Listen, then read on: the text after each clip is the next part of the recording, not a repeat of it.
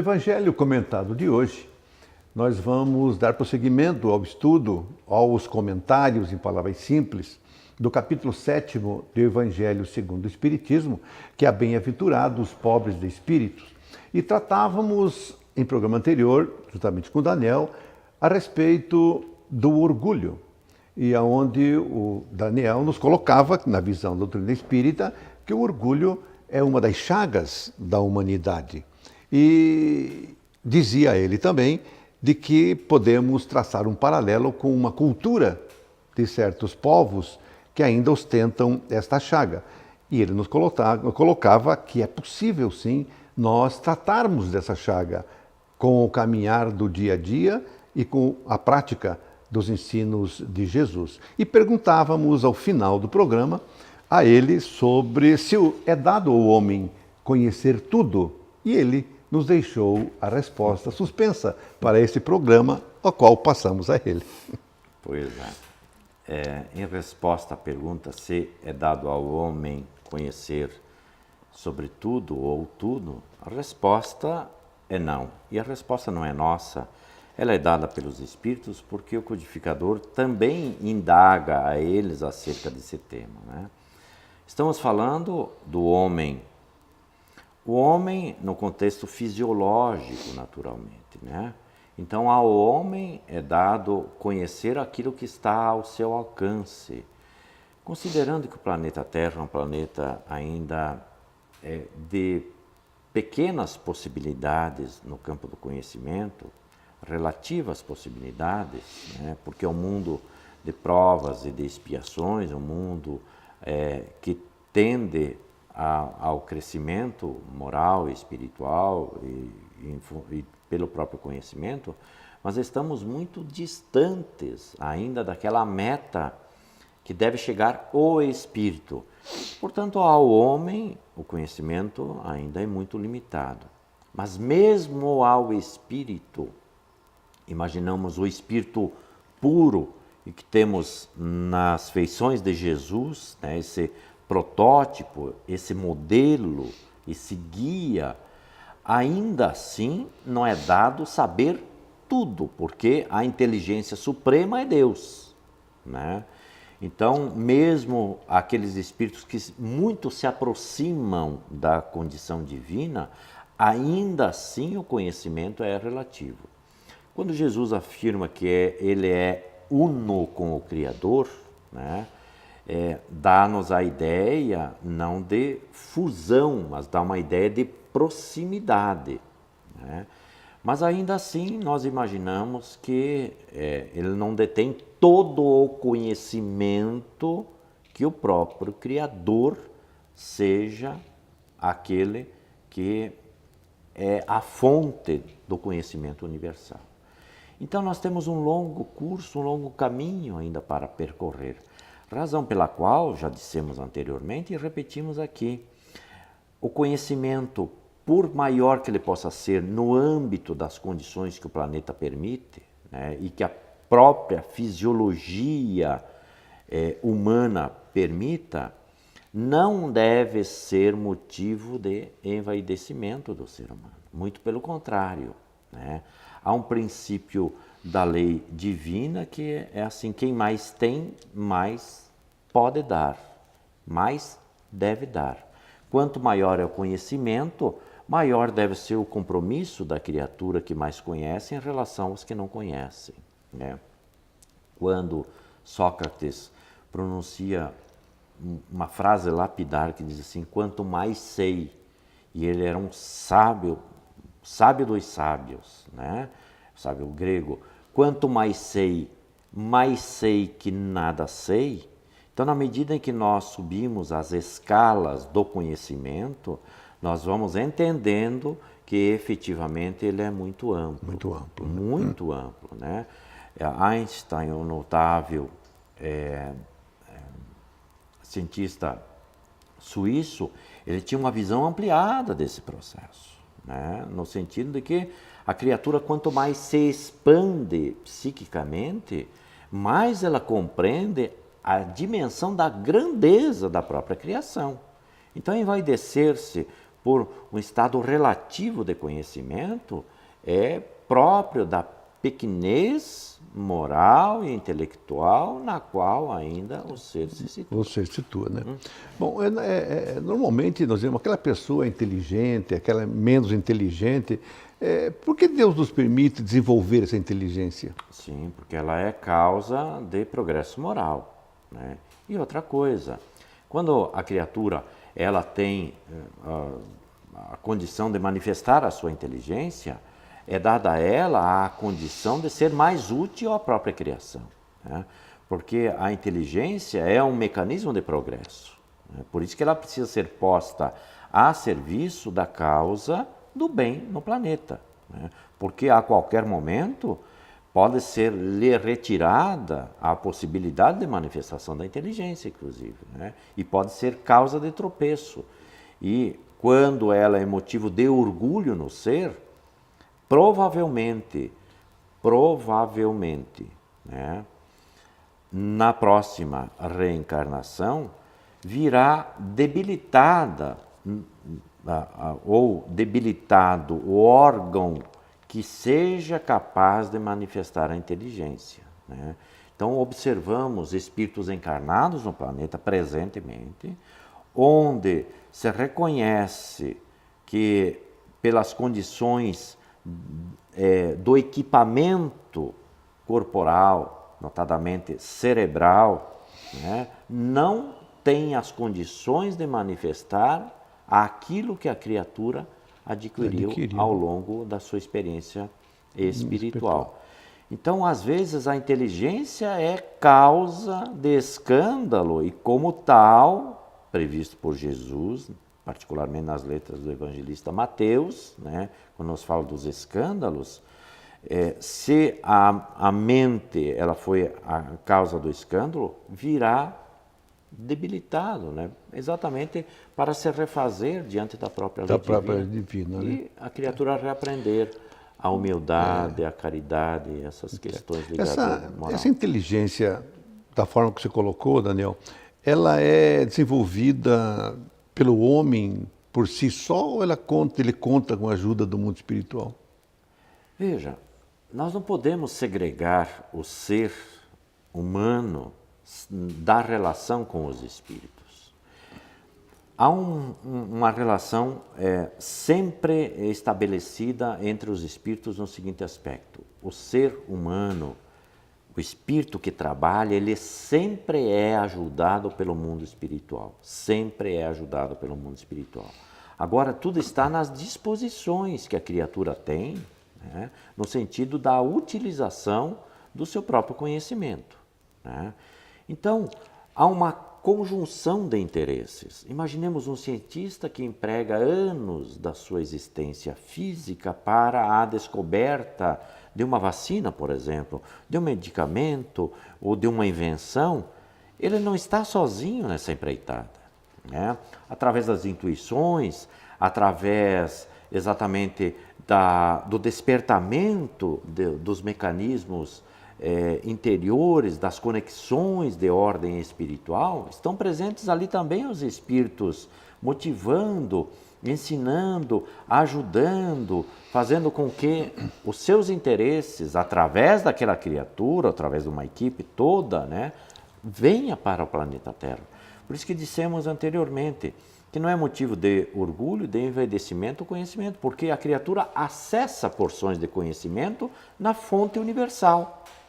Então, neste sentido, quando nós fazemos instrumentos do bem, é porque nós estamos angariando o concurso do mundo espiritual para que eles também atuem sobre a criatura para trazer o benefício do conhecimento em favor da humanidade. Muito bom, muito bom.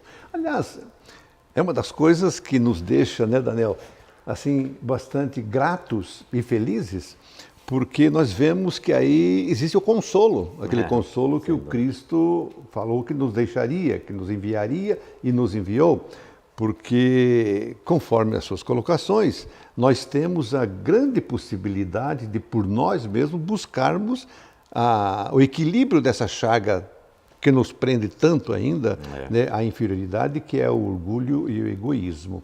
E para que possamos sairmos desse estágio do qual estamos, que ostentamos ainda orgulho e o egoísmo, a doutrina espírita é rica em nos trazer elementos para que possamos trabalhar conosco. Na questão 919, Daniel, do Livro dos Espíritos, ele nos traz algo fantástico que nós estudando e praticando, nós vamos tomando consciência do que seja a vida.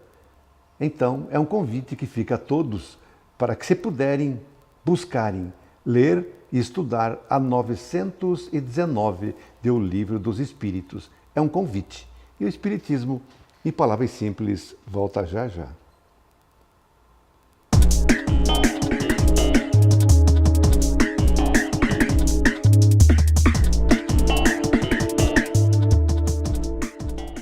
Olá, esse é o quadro Espírito Jovem. Estamos trabalhando um ponto sobre a cooperação humana. Já a ciência tem atestado, tem feito uma série de pesquisas científicas com animais, com a sociologia, com pessoas, provando exatamente essa questão. Quando nós cooperamos, a tendência são resultados muito melhores nas comunidades, nas políticas, nas empresas. Tanto é que esse ambiente, que é um dos mais frios, digamos assim, o ambiente do mercado, do trabalho, das empresas que visam lucro, já nem chamamos mais as pessoas de funcionários, como se cada um exercesse a sua função isolada no seu canto. Chamamos as pessoas agora de colaboradores. Labor, do latim, quer dizer trabalho, e co é conjunto. Colaborar, portanto, é trabalhar junto, é trabalhar em conjunto, é trabalhar em equipe. Se até as empresas que fazem isso, visando melhorar a sua produtividade, a fim de buscar mais lucro, perceberam que um bom ambiente de trabalho, um bom clima familiar dentro das empresas, um clima de colaboração, e isso favorece por demais os resultados, vamos imaginar essa mesma lógica aplicada às nossas vidas. Mas esse aprendizado nós já temos com o nosso modelo e guia com Jesus. Na assertiva, amar o próximo, fazer de tudo com todas as suas forças, para que esse bem maior chegue até o próximo, fazendo com que você mesmo brilhe a vossa luz na assertiva evangélica. Assim, pois, na frase exarada por Allan Kardec, tomando pé dessa cristandade, dizendo: fora da caridade não há salvação. Portanto, Kardec corrige uma expressão muito rotineira que invadiu e percorreu toda a Idade Média, que é fora daquela situação eclesiástica, fora daquela situação política, não haveria condições para a sociedade evoluir, condições de salvação. Não, estamos enganados. Fora da caridade não há salvação. E essa é uma marca para a doutrina espírita. Fé inabalável, isso está no Evangelho segundo o Espiritismo. Só o é a quem pode encarar a razão face a face em todas as épocas da humanidade. Então vamos juntar as duas frases. A caridade, o fazer o bem, o prestar atenção no outro, não cometer nossos desatinos, manter nossas viciações de forma dominada, esforços para domar nossas más inclinações, que é o conceito do verdadeiro espírita. Esta caridade maior de amar as pessoas indistintamente, amar sem pensar em algo em troca, está muito de acordo com a assertiva sobre a fé.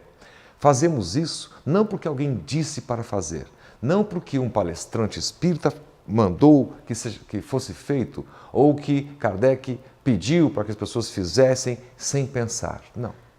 Nós fazemos o bem porque, raciocinando sobre a humanidade, sabemos que esta é a melhor condição para que a vida floresça, para que a vida cresça, para que a alegria se instale nos corações humanos, para que a nossa percepção sobre os problemas humanos seja melhorada, seja ampliada, e assim, quanto mais conhecimento, mais consciência. E quanto mais consciência plena, nós podemos realizar muitas coisas, muito mais do que nós poderíamos imaginar. A caridade, portanto, não é o dar algo que está nos sobrando. A caridade ela tem que vir de dentro. É essa expressão do amor maior que nós, em nome dessa fé inabalável, sabemos, temos convicção, temos certeza da existência das inteligências superiores, dos espíritos luminares. Sabemos que nós seremos um deles um dia, de acordo com a nossa caminhada, com nossos esforços para domarmos, para vencermos nossas inquietudes, vencermos nossos dilemas, vencermos nossos problemas. Juntos, a humanidade evolui do ser humano para o ser humano. A natureza não dá saltos. E o ser humano evolui pelo próprio ser humano. Essa é a beleza da criação divina. Nós evoluímos no contato com o outro, nos processos de convivência. E o amor é o sentimento por excelência. É o sentimento que nos une. É o sentimento que deixa a humanidade toda como uma força só, coesa em direção ao infinito. E este infinito é Deus, nosso Pai.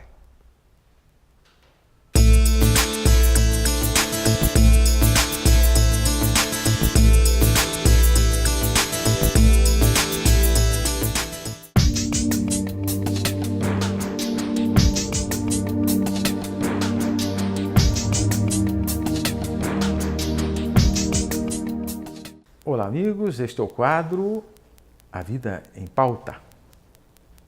No programa anterior falamos da importância de buscarmos conhecimento para sairmos da ignorância, buscarmos as verdades que nos libertam. Essas verdades que nos libertam são o conhecimento. Então precisamos buscar este conhecimento. Mas essas verdades encontramos aonde? Como? Estamos abandonados, sozinhos neste mundo? Jogados aqui por Deus? Não. Deus, desde o princípio da humanidade, vai mandando aqueles seus emissários para nos trazer as lições necessárias ao nosso crescimento, de acordo com a nossa maturidade, com a nossa preparação. Entre tantos emissários, tantas lições trazidas, nós temos 3 que se destacam, que são as 3 grandes revelações. A primeira grande revelação por Moisés. Ainda éramos muito ignorantes. Não deixamos de ser, já não somos tanto, mas ainda continuamos ignorando muitas coisas. Moisés vem nos trazer a semente lançada ao solo árido dos nossos corações. Que semente é esta? A lei de Deus. Então, quando falamos de Moisés e a lei de Deus, estamos falando das bases, do alicerce para a edificação do reino de Deus nos nossos corações. Este alicerce começa com esta semente, as leis divinas. E aqui estou falando não das leis de Moisés para reger o seu povo, que eram leis humanas, mutáveis. Mas estou falando dos 10 mandamentos, as leis de Deus, que são imutáveis. Portanto, Moisés lança a semente, mas num solo ainda árido dos nossos corações. Então, começa aí com Moisés a primeira grande revelação, de acordo com a nossa capacidade de entendimento. E se a gente observar, Moisés nos traz o que não fazer. Já falamos um pouquinho sobre isso em quadros anteriores, em programas anteriores no nosso quadro. Então, Moisés nos traz o que não fazer, é o que os espíritos iniciantes do processo de desenvolvimento, de caminhada na direção da angelitude. Nenhuma das minhas ovelhas se perderá de Jesus, então todos chegaremos lá. Moisés tem o começo, a semente lançada, é o início, é a base do alicerce desta obra divina em nossos corações.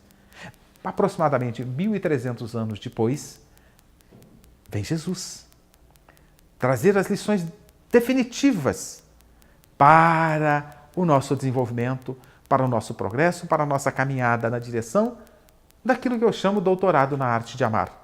Enfim, da nossa felicidade. Mas os corações ainda estavam áridos, embrutecidos pelos instintos ainda. Paixões primitivas ainda dominavam as nossas vidas. A ignorância, enfim, graçava na terra. Alguns mais preparados receberam as lições trazidas por Jesus e deram continuidade.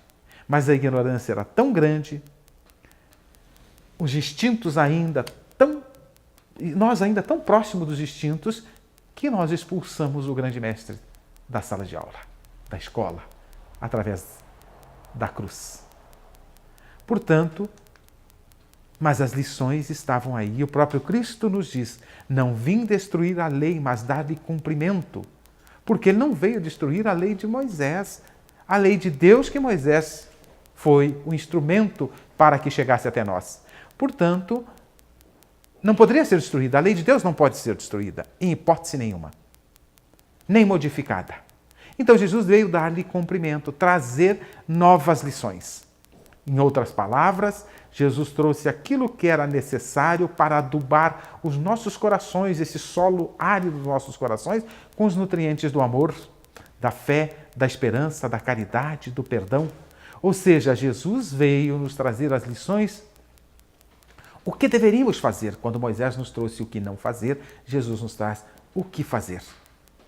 Então ele veio trazer os ingredientes e os nutrientes necessários para adubar os nossos corações, de tal forma que o reino dos céus pudesse gradativamente estabelecer-se em nossos corações. Portanto, Jesus traz os nutrientes necessários. O que fazer? Então, e não veio destruir a lei, porque a lei de Deus é indestrutível. Portanto, era preciso que as lições viessem no momento apropriado. E o momento ainda é apropriado, que as lições de Jesus ainda não foram aprendidas por todos. Ainda há muito o que aprender das lições trazidas por Jesus. Mas, dada a nossa ignorância, e tratamos de ignorância no programa anterior, dada algumas deficiências nossas, nós deturparíamos estes ensinamentos de Jesus. Então era preciso uma outra revelação.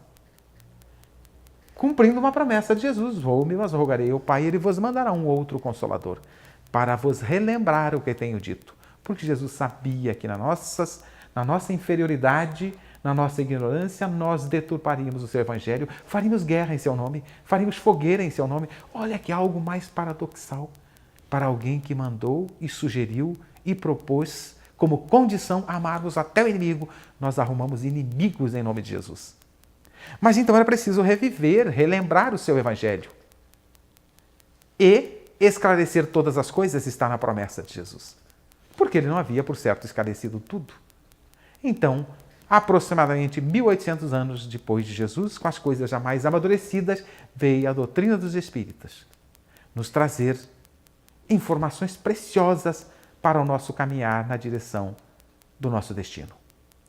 Corações ainda embrutecidos em contra da doutrina dos Espíritos, a ignorância ainda tomando conta, a intolerância num nível altamente elevado, o ceticismo, interesses particulares tomando conta do ambiente cristão, do ambiente religioso em todas as religiões. Isso ainda continua em níveis diferentes, mas continua até hoje.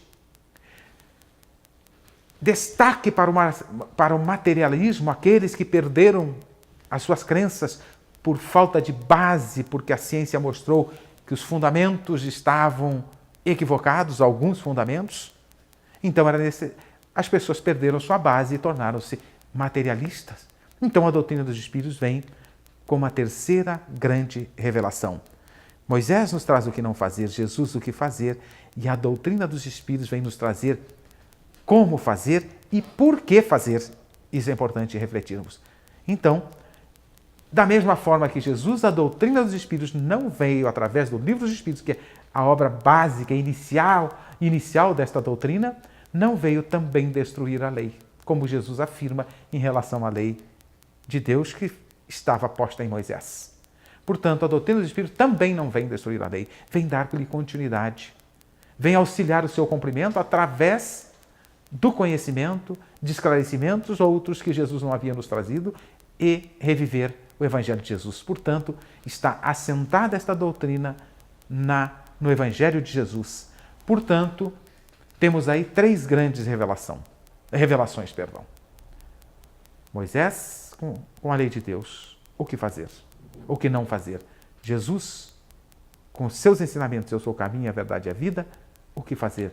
E a doutrina dos Espíritos como a terceira grande revelação, esclarecendo muitas coisas sobre nós, espíritos imortais que somos, nos trazendo como fazer, como cumprir o Evangelho de Jesus e por que cumprir, para que caminhemos ao único destino que temos, que é a perfeição. E Jesus já sinaliza este destino. Nenhuma das minhas ovelhas se perderá. Portanto, a doutrina dos Espíritos vem adubar o terreno dos nossos corações com o conhecimento, com informações mais precisas, revivendo, portanto, o Evangelho de Jesus e esclarecendo todas as coisas. Portanto, é importante que conduzamos as nossas vidas com fidelidade doutrinária, fidelidade à lei de Deus trazida por Moisés, fidelidade aos ensinamentos de Jesus, porque seus ensinamentos são caminho, verdade e vida, e fidelidade às orientações e aos esclarecimentos que nos traz Kardec. Portanto, baseado neste conhecimento, poderemos conduzir mais rapidamente as nossas vidas em direção à tão sonhada felicidade. Continue assistindo o nosso programa Espiritismo em Palavras Simples, que você, por certo, terá grandes informações. E agora ele está disponível no YouTube. Você pode assistir a hora que quiser.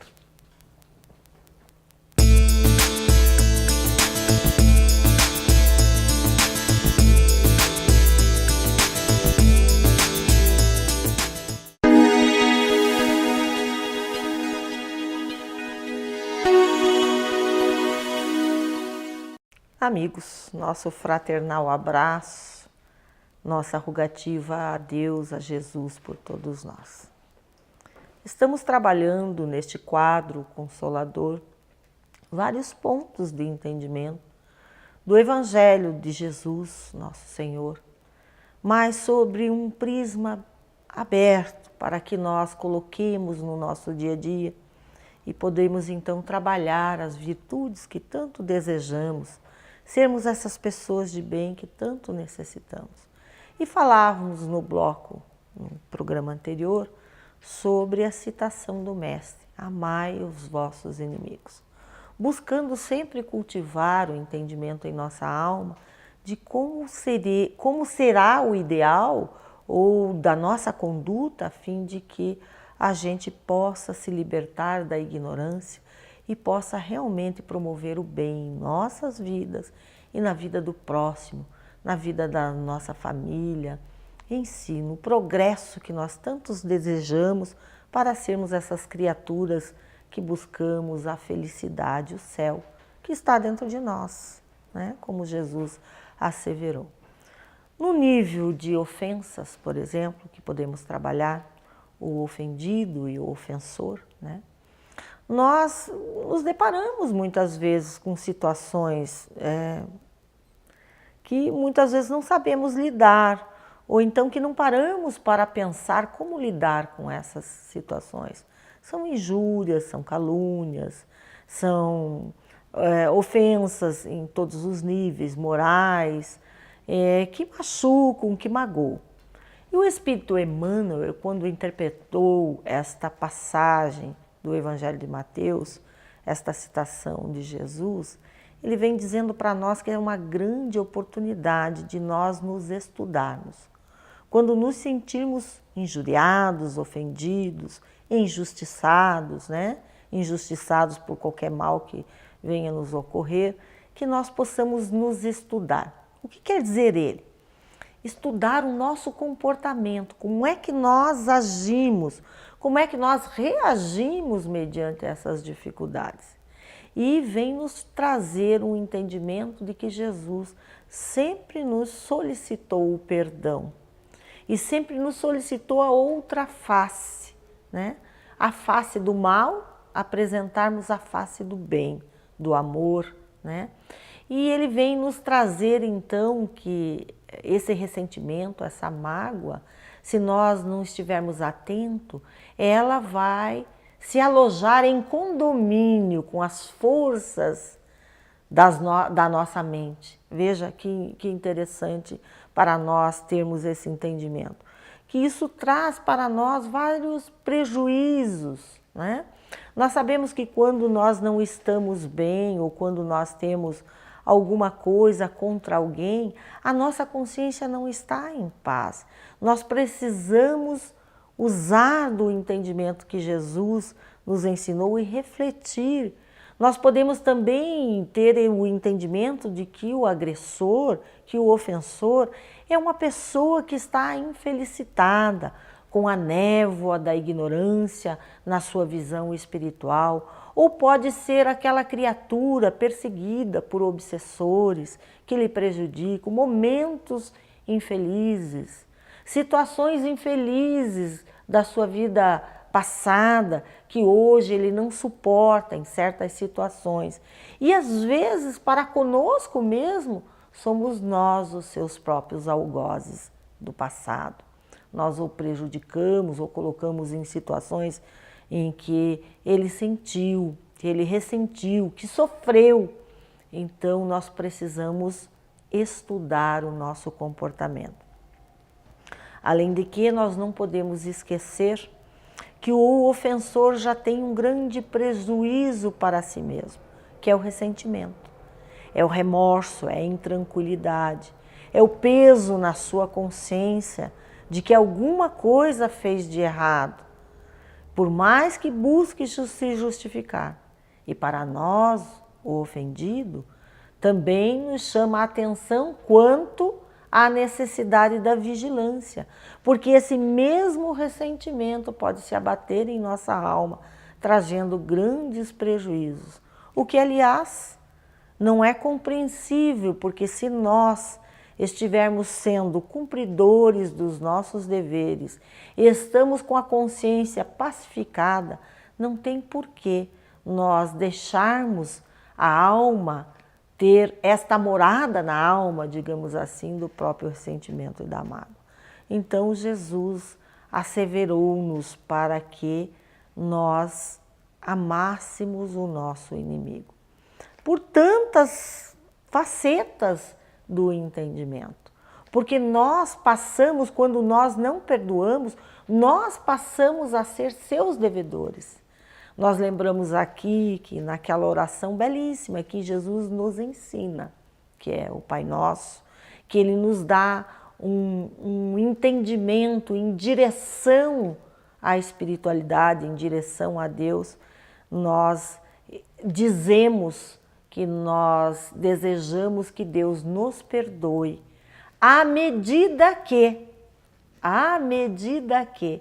perdoarmos o outro. Veja, nós nos tornamos os seus devedores, nós comungamos daquele ressentimento, do fogo, do remorso que visita a sua alma, nós nos avizinhamos disso tudo. Então a grande libertação que Jesus veio nos trazer à Terra e nos educou e nos oferece essa educação sem sofismas, sem criar grandes maneiras ou disciplinas de nos educar como nós no pensamento humano. Ele simplesmente usou de uma pedagogia à altura de todos, mesmo aqueles que não têm privilegiado o intelecto ainda, porque não trabalhou, não conquistou, porque é a sua proposta de vida. Mas todos temos ao alcance a sua educação. O amor, né? O amor que nos liberta da cadeia da ignorância, do ódio, do ciúme, do rancor e de todos esses sentimentos perniciosos que só atrapalham a nossa vida. Então a proposta é essa. E esta é a educação que nós vamos conquistando, conhecendo o Evangelho do Cristo. Continue assistindo o nosso programa, essa opção maravilhosa. Obrigado pela sua audiência. Não deixe de consultar no YouTube, agora disponível para você a qualquer momento. Muita paz.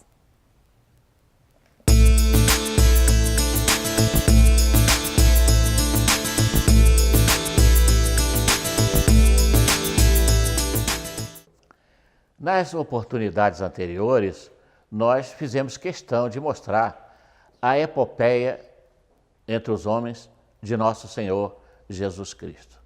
Já fizemos um conjunto de avaliações mostrando como há verdadeiramente um planejamento para as nossas vidas. Esse planejamento, obviamente, está nas mãos do Senhor, que é o governador do planeta. Na última oportunidade, nós mostramos que, em que pese a beleza, a grandiosidade dos seus ensinamentos, do seu evangelho, nós não podemos compreendê-lo ainda hoje como deveríamos. Refiro-me aos próprios cristãos.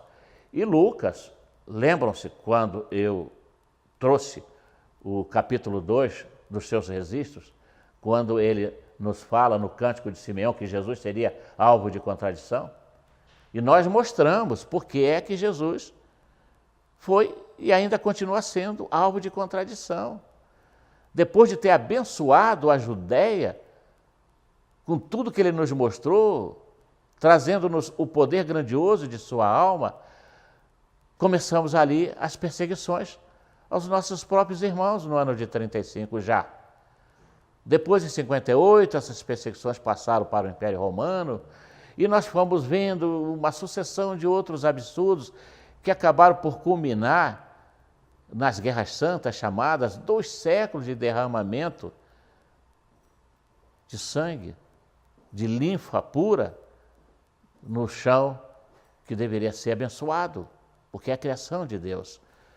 Depois veio a Inquisição, que se transformou no pior capítulo que a história da religiosidade nos lembra, fazendo com que o Evangelho, Deus e o Cristo servissem de instrumentos de perseguição, de tortura, de prisão e de morte. Mas também mostramos que houve reações, embora não aquelas reações que nós gostaríamos que existissem, mas as reações que eram necessárias. A Revolução Francesa, que repudiou o processo religioso daquele período. Depois nós mostramos Karl Marx, com seu manifesto comunista de 1848, chamando a atenção para o fato de que as religiões estavam servindo de tóxico para o povo. Nietzsche, o Friedrich, filósofo alemão, lembram-se, na sua obra Assim Falou Zaratustra, disse que Deus está morto. Por quê? O Deus dogmático, o Deus da perversidade, o Deus da Inquisição. E isso, então, foi se reproduzindo no tempo, com o passar das décadas.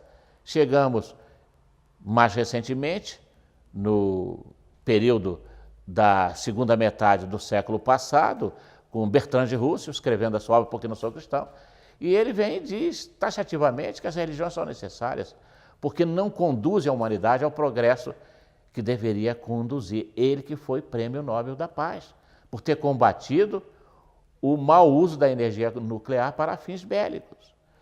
Quantas contribuições nós recebemos? Claro, de cunho materialista, de uma forma que nós não gostaríamos, mas, de uma certa maneira, isso abriu espaço para um processo de renovação humana, como o iluminismo, que viria abrir espaço para o surgimento da doutrina espírita, que é a recuperação das verdades trazidas do céu por nosso Senhor Jesus Cristo.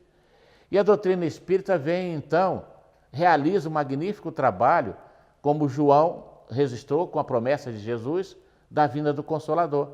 Basta nos consultar os capítulos 14, 15, 16, 17 e 26 dos seus textos para verificar claramente que o Consolador é a doutrina espírita. Como Jesus disse que ele pediria um outro Consolador, não era ele, para ficar eternamente conosco. Portanto, Jesus não pode voltar em corpo físico, porque corpo físico não fica eternamente conosco, mas um corpo de doutrina sim, e a doutrina espírita aí está caminhando para 2 séculos de existência, hoje só no Brasil contando com mais de 30 milhões de adesões, de simpatizantes e mais de 4 milhões de praticantes. Por quê? Porque hoje nós estamos respirando a longos haustos esse ar puro que Jesus nos trouxe há quase 2000 anos atrás. As lições imorredoras que ele nos passou ao coração, combatendo a hipocrisia. Lembram-se quando ele entrou triunfalmente em Jerusalém, que o povo o aplaudia? E ele então disse para a história: eles me cultuam nos lábios, me falam bem nos lábios, mas não me querem no coração. Esse mesmo povo depois apoiaria a libertação de Barrabás e apoiaria a sua crucificação. O mesmo povo que o aplaudia naquela famosa entrada de Jerusalém, que os nossos respeitáveis irmãos católicos chamam de Domingo de Ramos, foi quem, mais tarde, numa contradição absurda, pediu a sua crucificação. Por isso é que Jesus combateu a hipocrisia, como nós, os espíritas sinceros, verdadeiros seguidores do Senhor, temos que combater a hipocrisia. Não há mais espaço para esses maus sentimentos que são praticados em nome de Deus, do Cristo e do Evangelho. Como ele nos disse, nós temos que tomar essa água viva da fé, como ele prometeu à samaritana, que recusou dar-lhe água. E o que ele respondeu? Ah, mulher, se tu soubesse quem te pede água, você é quem me pediria. Por quê? Porque ali estava o governador do planeta. Nós temos respeito por umas autoridades que mal conhecemos. A gente tem maior consideração pelos mandantes da terra. Imagina o mandante do céu, imagina o governador do planeta. Por isso Jesus disse, não te admires, porque quem te pede água é o Senhor da vida. E se você me pedisse água, mulher, e eu te daria essa água viva da fé, que se você tomar, você nunca mais vai perder-se entre os labirintos sombrios da terra, como vem acontecendo contigo. Você jamais terá dúvida a respeito das verdades que eu trago ao coração. E assim ele foi dando-nos lições extraordinárias, mostrou seu extremo sentimento de amor pelas criaturas. Está lá no Evangelho, o menor versículo que se conhece de toda a Bíblia. Jesus chorou, simplesmente isso. Por quê? Porque quando ele foi a Betânia para atender as irmãzinhas e tirar Lázaro daquele estado letárgico, ele sentiu tanta dor, tanta pena, tanta piedade pelos sentimentos daquelas duas, que ele acabou por chorar. Vejam que coisa extraordinária. O espírito mais puro que nós conhecemos, o nosso modelo e o nosso guia, chorou diante de uma crise familiar envolvendo apenas 3 jovenzinhos. Por isso, meus irmãos, é que nós costumamos perguntar, quando duvidam da grandeza do Senhor e de quem Ele verdadeiramente foi. Quem se manifestou na terra acima dele? Buda foi realmente um grande missionário, não tem dúvida nenhuma. Como Sócrates também foi um grande missionário. Como Platão, como lá na Ásia, no Oriente Distante, Confúcio, né? Lao Tse e tantos outros. Mas nenhum deles foi tão grande quanto Jesus. Porque Jesus desceu das planuras divinas, abandonou a cátedra da fantasia humana, da vaidade corriqueira, terrena, para abraçar-nos em nossa indigência, dar o seu ombro divino para que nós colocássemos a nossa cabeça cansada e pudéssemos chorar as nossas amarguras, solicitando dele o fardo leve do seu imenso amor. Jesus conviveu diretamente com a dor. Foi o que ele disse e foi o que ele fez. Eu não vim para os sãos, eu vim para os doentes. E verdadeiramente ele conviveu mais com os doentes, dando-nos o remédio. Não o remédio para o corpo transitório, mas o remédio para a alma imortal, para que nós pudéssemos entrar o mais rapidamente possível na posse desses valores que vão granjear para nós a verdadeira felicidade, a verdadeira paz, a verdadeira alegria. Mas ele foi recusado. Por isso é que ele então respondeu àquelas pobres coitadas daquele período: não choreis por mim, mas choreis sim por vocês e por vossos filhos, pelos tempos difíceis que virão. Esses tempos difíceis aí estão. Daí a importância de voltarmos o mais rapidamente possível os nossos corações, os nossos anseios para os sagrados mandamentos do seu Evangelho.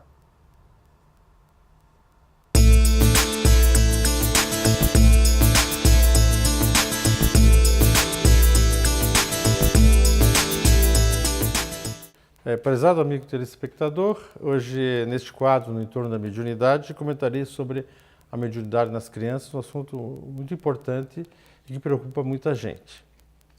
A mediunidade, a gente vai relembrar, é uma faculdade que se traz desde o berço em diferentes especialidades e graus de intensidade. Uns possuem mais e outras a possuem menos, que parece imperceptível, né? Alguns possuem essa faculdade de forma espontânea e tão intensa desde a infância, como por exemplo foi o caso de Chico Xavier, que na sua infância sofrida recebia a visita do espírito de sua mãe. Agora, a pergunta relevante é: como lidar com isso quando se tem um familiar, um tutelado ou alguém sobre nossa responsabilidade que busca auxílio sobre esse assunto, nos procura, o que nós devemos dizer? Vamos relembrar então alguns pontos da mediunidade. A característica básica da mediunidade é a do papel, né, de possibilitar a interação e a intermediação de espíritos. Esse é o papel fundamental e principal da mediunidade. Essa interação ela se dá em diferentes níveis, com diferentes padrões espirituais, isto é, com uma grande ou baixa intensidade, com espíritos elevados ou com espíritos em estados inferiores. Uma criança é um espírito experiente, pelas múltiplas vidas que já vivenciou, que recomeça nesta trazendo na bagagem compromissos que não está em nosso alcance sabê-los, assim como provas e expiações e até mesmo missão. Então a criança ela vem para nós, né, com uma história e que não conseguimos sabê-las. Para nós, no entanto, aquele pequerrucho, né, no nosso lar ou do nosso lançamento, é um ser inocente, que sabemos que alcançará a maturidade ao longo da jornada pelas veredas terrenas. Em metáfora, se diz que a criança é tal qual a barro mole colocado às mãos do artesão para ser transformado em uma obra de arte. É, portanto, de nossa responsabilidade como genitor, tutor ou cuidador instruir, né, integrar esse pequeno ser na sociedade e dar-lhe a adequada educação, né, para o seu desenvolvimento espiritual, a educação moral, né, ética e espiritual, para que ele se integre como um ser completo. Muitos se perturbam quando veem crianças falando com amiguinhos invisíveis e ficam assustados com isso. Revelações espirituais afirmam que a reencarnação ela se completa na Terra ou na vida terrena quando a criança atinge a idade mais ou menos perto dos 7 anos, né? Tem a ver com a maturidade da pineal e outros assuntos que um dia nós trataremos aqui. Essa interação não tem nenhum problema maior, pois com o passar do tempo, a maioria dos amiguinhos espirituais deixam de comparecer, deixam de vir, porque é provável que a capacidade de percepção da criança, do plano espiritual, diminua e a criança nem perceba essa ausência e faz essa transformação natural, né? Muitos pais se assustam, buscam terapeutas, psiquiatras, porque a criança insiste, né, em ter esses contatos imaginários e afirmam com certeza que estão brincando, conversando com alguém, né, que às vezes são adultos também. Não dá para descartar, né, o potencial imaginativo e criativo das crianças, né, dos pequenos, mas pode ser de fato uma interação mediúnica com espíritos. Eu quero que vocês relembrem aqui, aqueles que assistiram, o filme O Sexto Sentido. No final do filme, a gente se surpreende, porque o ator, né, aquela pessoa que conversava com a criança o tempo todo, na verdade, era um espírito que já estava desencarnado. E ela se interagia de uma forma natural, como se fosse uma pessoa encarnada. A criança, às vezes, sob ameaça de castigo, omite informar, mas não deixa de interagir enquanto essa mediunidade temporária está em ação. Há casos em que a interrelação com o mundo não diminui com o passar do tempo e a criança, de fato, possui uma mediunidade permanente, o caso que nós falamos do Chico Xavier, né? Aí, algumas pessoas acham que deve-se colocar essa criança para desenvolver a mediunidade. Colocar uma criança para desenvolver a mediunidade tem alto risco, porque nas interações mediúnicas o médium sofre influência da personalidade do comunicante. Uma criança não está amadurecida, nem fisicamente, nem emocionalmente, para submeter às forças magnéticas do intercâmbio mediúnico e ao conteúdo psíquico que vem pela entidade espiritual. Não tem a capacidade de interpretar o espírito comunicante e se o caso for a presença perturbadora de um obsessor, pode vir ter problemas sérios no campo do desenvolvimento psicológico, né? A imaginação da criança pode ficar superexcitada, trazendo consequências perigosas para o equilíbrio e a sua estabilidade espiritual. Vamos ver o que diz o nosso codificador Allan Kardec. No livro dos Médiuns, item 221, eu me peço permissão para ler, está escrito assim, item sexto. Ao perguntar aos espíritos instrutores se haveria conveniente desenvolver a mediunidade nas crianças, ele obteve a seguinte resposta: certamente sustento mesmo que é muito perigoso, pois esses organismos débeis e delicados sofreriam, por essa forma, grandes abalos e as respectivas imaginações, excessiva sobrecitação. Assim, os pais prudentes devem afastá-la dessas ideias, ou, quando nada, não lhes falar do assunto, senão do ponto de vista de consequências morais. Quando a criança é médium nata, é preciso tratar o assunto com equilíbrio, não expô-la à experiência de comunicação por tudo que nós já comentamos e pelo próprio texto que Kardec coloca aqui. É importante, então, canalizar para outras áreas, né, esse potencial, enquanto se aguarda o tempo de maturidade física, emocional, para a educação da mediunidade, né? Alguns passos são de grande importância a serem considerados. Integrar a criança em grupos de evangelização infantil, né, em casas espíritas, que tem programação, se não tem, deveriam tê-las, porque é muito importante essa formação, esse preparo, essa educação espiritual e doutrinária para a criança aos poucos se fortalecer. Levar a criança a tomar passes de forma regular com médios de confiança, médios seguros, para que aquelas energias possam ser dissipadas e canalizadas para outro local, né? Fazer preces pelos espíritos que possam estar influenciando a criança, né? É importante orar se ela tiver sobre a perturbação de alguém, trabalhar esse assunto de forma muito intensa, né? Procurar realizar o culto do Evangelho no lar, com regularidade, envolvendo a todos, né? E evitando sempre, de qualquer forma, qualquer comunicação, qualquer manifestação mediúnica, mesmo que isso seja, às vezes, impossível de controlar se a mediunidade é muito intensa e está avançando de forma gradual e, às vezes, perturbando a criança. Mas essas medidas, elas são importantes e ajudarão aqueles que têm esses casos no seu seio familiar a resolver as questões, né? Portanto, a gente precisa levar em consideração não colocar a criança, sob hipótese alguma, em trabalhos para desenvolver mediunidade ou fazer participação para ver se resolve a questão, se aquele espírito que perturba se manifesta, né? Existem grupos, quando é caso de obsessão, que você encaminha para o grupo de obsessão e a criança não vai participar naturalmente, e talvez aquele espírito possa, pelo nome da criança indicada, ser evocado indiretamente para tratar do assunto, né? E se a criança fala e brinca com espíritos, não levar isso, né, tão a sério, deixar que ela se divirta, a não ser que tenha uma anormalidade, uma anormalidade visível, que possa daí você consultar terapeutas e tratar do assunto. Mas essa é a nossa recomendação sobre esse assunto, né? E ler um pouco de Kardec, ver esse assunto que muitos autores colocam e a internet está vasta de experiências dessa natureza. Então, nós lembramos que no caso de criança, a criança não deve ser incentivada a isso. Por quê? Porque ela não tem um físico adequado para suportar a carga magnética, né, da entidade, que pode descontrolar o seu desenvolvimento e criar problemas difíceis. E ela também emocionalmente não está preparada para fazer essa interação, para receber as ideias, as comunicações. Mesmo de entidades mais elevadas, ela não tem essa maturidade. É um espírito milenar, sem dúvida, mas não tem essa maturidade. Por hoje ficamos por aqui. Eu quero que você pense no assunto.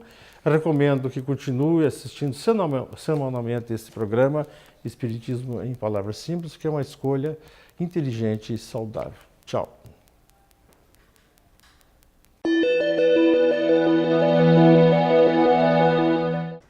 Já respondemos a uma indagação feita pela nossa irmã Janete da Mata Celim. A rigor, ela nos fez 2 indagações. A outra, ela nos pergunta quanto tempo um suicida leva para recuperar-se definitivamente na visão espírita. Olha, Janete, é muito difícil da gente precisar, porque a gente sabe que o suicídio é o pior dos crimes que o ser humano pode cometer. É uma espécie de esbofeteamento à face de Deus, que nos deu o prazer de viver. Nada, Janete, absolutamente nada, pode dizer isso sem medo de estar errando, para quem você quiser, que não existe nada de pior na face da terra do que o suicídio. Daí porque, por maior que seja o nosso sofrimento, nós devemos suportar, porque isso é dito por todas as filosofias e religiões. Após a tempestade vem a bonança, após a noite vem os primeiros raios de sol, enxameados de esperança. Não há dor permanente. O Evangelho de Jesus nos mostra isso. Os ensinamentos espíritas nos mostram perfeitamente isso, que sempre há soluções para os nossos problemas. Mas aqueles que lamentavelmente se entregam à perdição dos seus raciocínios, acabam por enlouquecer e se deixam matar por indução de entidades inferiores que se juntam a nós nessa desdita e vão ao suicídio, vão passar por um longo período de recuperação. Nos estudos que eu tenho feito, nas obras que eu tenho lido, eu poderia dizer para você, sem medo de errar, que serão necessários pelo menos 4 séculos, considerando-se aí uma vida em torno de 60, 70 anos e um intervalo de 20, 30, 40 anos na espiritualidade. 4 séculos, ou seja, 4 encarnações, para que então as experiências, as dores, possam promover o reajustamento perispiritual, possam sanar as consequências desse ato desditoso que é o suicídio. É claro que existem atenuantes e agravantes. Um jovem que se mata impensadamente por causa de uma paixão, que jamais justificaria um ato dessa natureza, ele vai sofrer muito mais do que uma mãe que muitas vezes, desesperada por ver os seus filhos famintos, acaba se matando por não querer acompanhar por um tempo intérmino a dor dos seus petizes. Ela certamente vai responder pelo ato, porque ela poderia buscar apoio, poderia buscar ajuda, e ela certamente encontraria. Mas enlouquece e acaba se matando. Mas vai encontrar, por parte da misericórdia de Deus, o apoio necessário, porque a justiça de Deus entende que ela fez o que fez por amor aos seus filhos. Diferentemente da paixão que o jovem nutre e, por um motivo qualquer, ligado à paixão, se mata. Como se na vida só existisse uma pessoa que se pudesse amar. Se as pessoas nos desprezam, não há razão nenhuma para cometer um ato desse, porque existem muitas outras pessoas que certamente e contrariamente vão desejar o nosso carinho.